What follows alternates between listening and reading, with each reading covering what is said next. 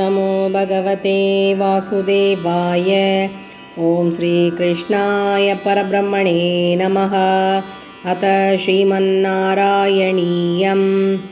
सप्तसप्ततितमं दशकं जरासन्धादियुद्धवर्णनम्। सैरन्ध्र्यास्तदनुचिरन् स्मरातुरायाः यातो भूसुललितमुद्धवेन सार्धम्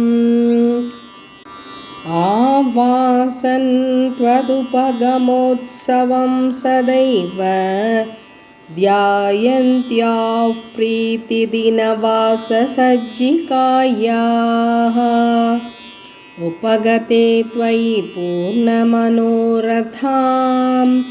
प्रमदसम्भ्रमकं प्रपयोधरां विविधमाननमाददधीं मुदा रहसि तां रमयाञ्च कृषे सुखम्। पृष्टा वरं पुनरसाववृणोत्वराकी भूयस्त्वया सुरतमेव निशान्तरेषु सायुज्यमस्त्विति वदेद्बुधयेव कामम् सामीप्यमस्त्वनिशमित्यपि नाब्रवीत् किम्। ततो भवान् देवनिशाशु कासुचित् मृगीदृशान्तां निभृतौ विनोदयन् अदादुपश्लोक इति श्रुतं सुतं स नारदाः सा त्वततन्त्रविद्बभौ अक्रूरमन्दिरमिथोत बलोद्धवाभ्याम् अभ्यर्चितो बहुनुतो मुदितेन तेन येनौ विसृज्य विपिनागतपाण्डवेय वृत्तौ विवेधित तथा धृतराष्ट्रचेष्टाम् विगादाजामातुः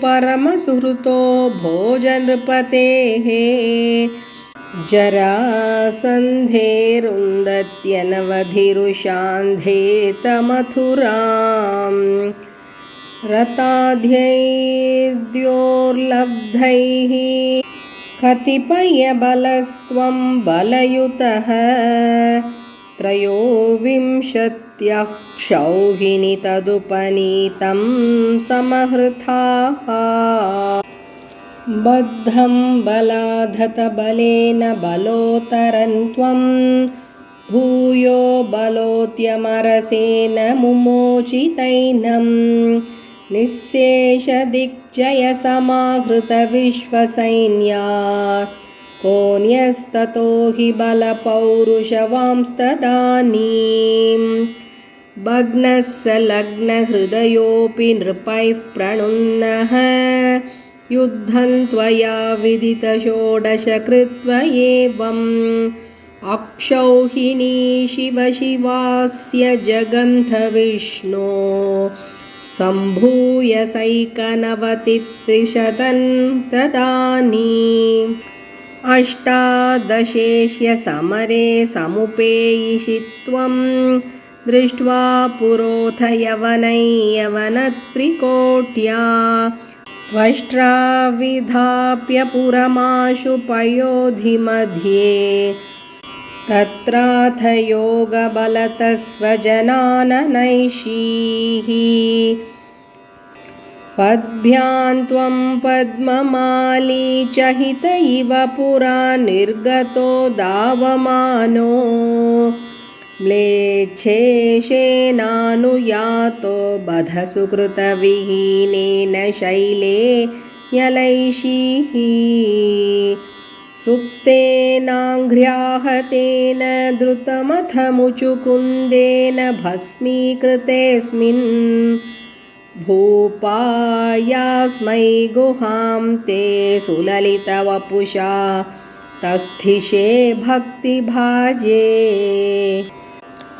ऐक्ष्वाकोऽहौ विरक्तोऽस्म्यखिल नृपसुखे त्वत्प्रसादैककाङ्क्षी हा देवेति स्तुवन्तौ वरविततिषु तन्निःस्पृहौ वीक्ष्य हृष्यन् मुक्तेस्तुल्याञ्च भक्तिं धृतसकलमलं मोक्षमप्याशु दत्त्वा कार्यं हिंसा विशुद्ध्यै तप इति च तदा प्रातलोकप्रतीत्यै तदनु मथुरां गत्वा हत्वा च मोयवनाहृतां मगधपतिना मार्गे सैन्यः पुरेव निवारितः चरमविजयन् दर्पायास्मै प्रदाय